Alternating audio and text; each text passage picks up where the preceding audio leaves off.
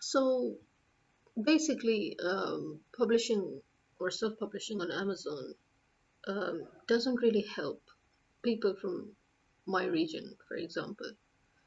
And it's strange because, when you publish in Pakistan, you can't really reach those out of Pakistan. And then when you publish on platforms like Amazon and Barnes and Noble, you cannot reach people within Pakistan. It's not actually a good thing for a writer because a writer living in Pakistan and targeting especially Pakistani audiences. Although, I mean, you think that, yeah, we have so many Pakistanis overseas and they come under that targeted readership as well. But we cannot market it to them either properly. Why? Again, because the services that help writers in the US, for example, or in Europe to market their books, they don't work here. We can't avail those services. So it's a chicken and an egg thing with publishing with Amazon for countries like ours. And that is why I do not pay so much attention to marketing, because at the end of the day, it's more like it's a lost cause. It's a waste of so much effort and energy. Because at the end of the day, you still have so many people who suddenly just stumble upon your books and they're like, why didn't I hear of it before? And why don't you market it? And why don't we seem to find it in, for example, the new releases list of Amazon or Goodreads or other places? But that's how it works. I remember that because my first books, the Mist series, they were essentially an answer to the Western stereotype on war and terror and political conspiracies and the intelligence agencies and how they work, and the Islamophobia that the uh, so-called famous writers were spreading through their books. It sort of gave one an inside view, one could say, of exactly how the media is used by uh, especially Western countries to spread a certain piece of misinformation or information or manipulation to a massive audience, in which they don't just use their own channels or media, they use private channels as well. They use publishing companies, they use famous authors, they use uh, producers and filmmakers and directors and writers. They use them all, and that is how they manage to spread any sort of information or misinformation that they want to and popularize it amongst the people. And that is essentially a form of brainwashing, which I think people find that maybe this is too sci-fi, but actually it's a fact. As a writer, as a script writer, and as a producer, I can confirm that there's a whole lot of drama and a whole lot of script manufacturing going on behind political scenes.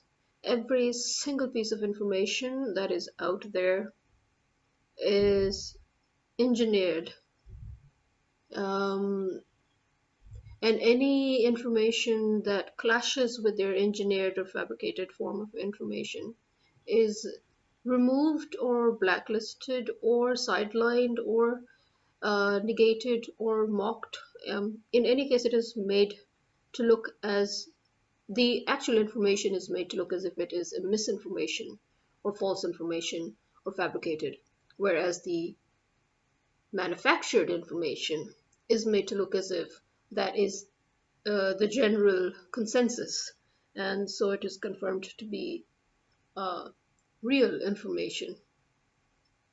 And it was to challenge that I had written The Mist. It was an answer to that.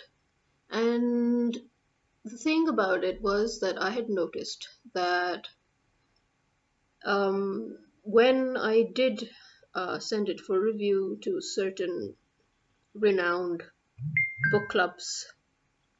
Um, you could see it in the review very clearly what they were trying to do. They couldn't give it a lower rating because it was a good book and a good story with a good plot, so they had to grudgingly accept that. But at the end, they twisted it in such a way as if, that it was very clear that this was breaking stereotypes, so this wasn't something that they were very confident or um, ready to introduce to their Western mainstream audience. So, not that I cared much, because as I said, my major target was always my own people. I'm I'm a Pakistani. Obviously, when I write, I keep in mind other Pakistanis, and I'm a Muslim. So when I write, I keep in mind other Muslims, and there will always be my first preference as a target audience. But again, in order to reach them in Pakistan, there is no real way to reach that particular audience through Amazon, especially, or through, as I said, other book clubs and book sites. It becomes very restrictive. So we rely essentially on word of mouth. For example, there are a few Pakistani writers who are just raved about, but if you look at it, their books have been there for years and nobody ever heard of them or read them. And then suddenly, after a few years, um, somebody decides to do something about it. A reader decides to do something about it and uses his or her influence and spreads word about it. There is that. And then there is a problem in Pakistan now that our readership has declined. In Pakistan, especially when the recent previous governments, the previous two governments, when they came, they really wreaked havoc with the market in general and with the book industry in particular. So they basically just destroyed our book industry. So, I mean, I had literally publishers telling me not to publish in Pakistan. Literally, Pakistani publishers telling me not to publish in Pakistan because our book market is destroyed and that it would be a waste of money. And a huge amount goes into publishing these books, and then they won't even sell because there is no market anymore, thanks to those previous two governments. Obviously, the new government is probably doing something to build it up, but it takes time. These things take time. You can destroy a market overnight, but rebuilding any market, it can take decades. So it will take time. And unfortunately, in Pakistan, we have got a group of readers who I like to call uh, fashion pate readers, for the lack of a proper word. Uh, Fashion pate is a sort of a slang word we use in our language for those people who are all about the show. They have to be with the trend.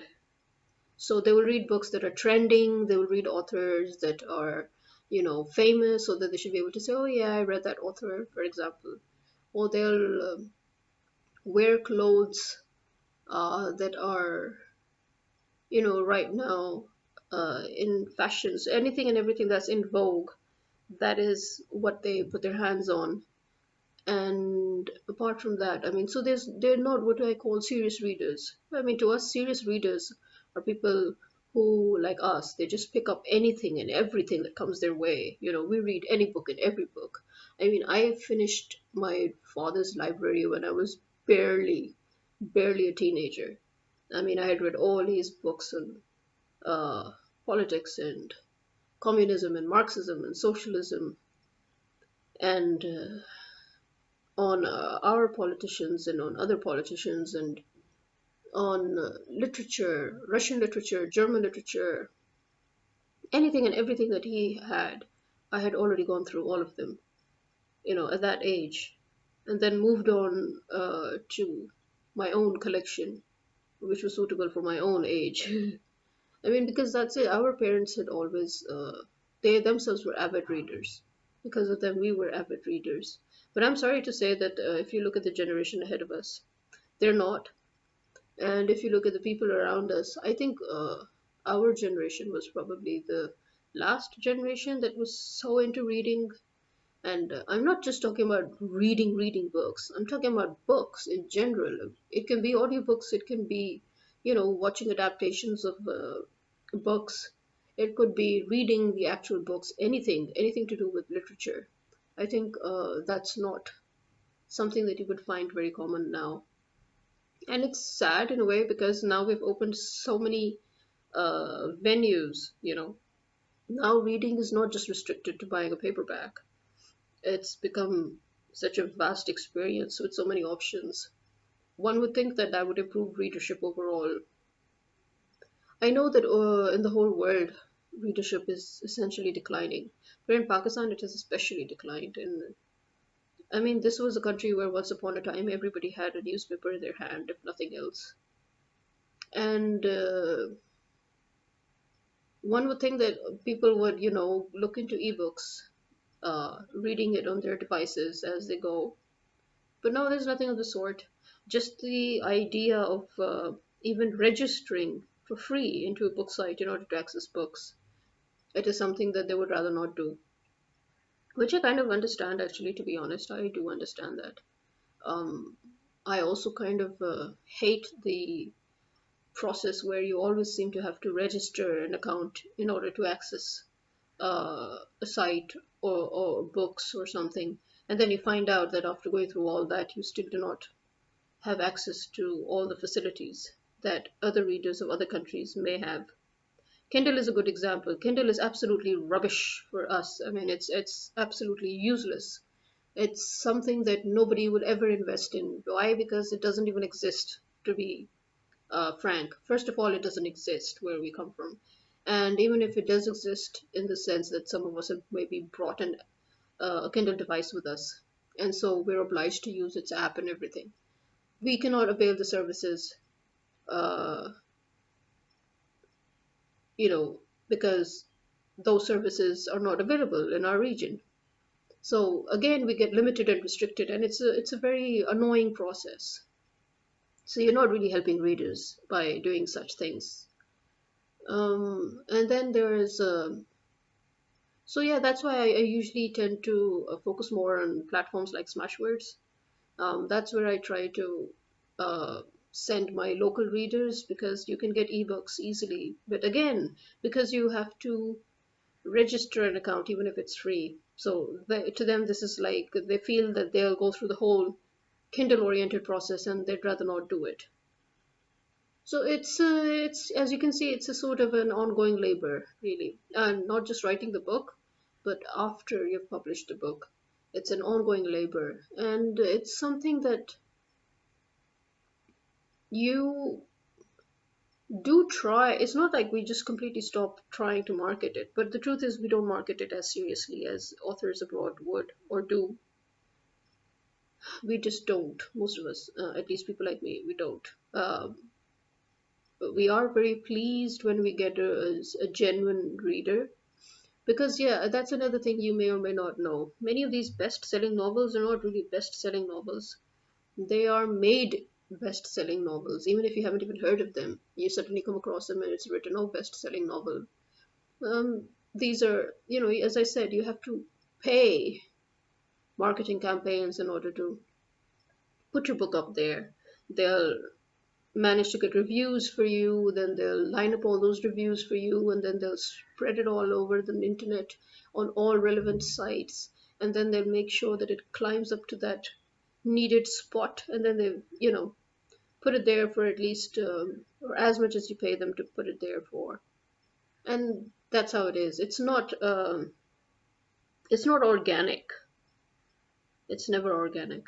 So yeah, for writers like us, when we find real readers, organic build up of our readership, and then they come and they talk to us about our books, that makes us much more happier because at least we don't have to sit and think that did my book really meet the criteria, or was it all just because of all the money that I gave to the uh, promotion campaign and the marketing.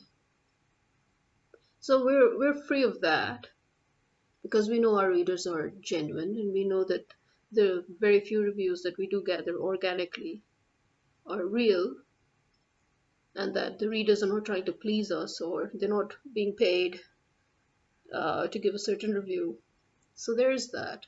That's the, the amongst the pros of publishing a book that you cannot easily market. Uh, but apart from that, when it comes to, I know many of you would say that, but there's Facebook. You can always market it on Instagram and Facebook. Again, many of the facilities that Facebook provides to other countries or in other regions, we don't seem to be able to avail them. So that goes down the drain too. I mean, in the beginning, we were somehow able to avail some of those ad and the, what did they call them, the Facebook ads and the boosting services, but not anymore. It's again restricted, so you can't really use them. So that's again another negative. So yeah, you get very restricted. Sometimes I feel that just by being in Pakistan, um, I'm extremely restricted when it comes to marketing my books, even though I seem to have had it easier because it's on a global platform, but it's not. Somehow it's an oxymoron. That's why I don't seem to be marketing my books very well, and that's why I don't really care much about marketing my books.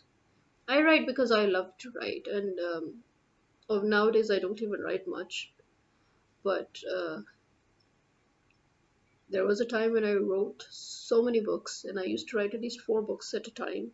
And I have those, and I plan to get them out, even if I get them out slowly, but I'll get them out somehow. And to me, becoming rich and famous, and that is not the reason why I write. Why I write is that I hope that what I've written should bring joy to readers, and that what I write should force them to think about things in life, and to help them get some information and at the same time some enjoyment. Because as writers, we do have a responsibility towards truth. That's what I always say. As writers, we have a responsibility towards truth. And you can hear it, right? It's raining. It's been raining quite some time now. Actually, when I made the first half of the recording, I had to put a stop to it because of an interruption. And then I restarted it today, and it's been raining since last night. Uh, it's um, it's alternating between showers and tea storms. At least it was last night. Today it's mostly just showers, heavy and drizzles. So I hope you people are enjoying the cold, the winter, although nobody really does really. I guess what we enjoy is the warmth that we have, the fireplace, the heaters, everything. So stay warm and cozy, stay safe, stay healthy, and bless you all.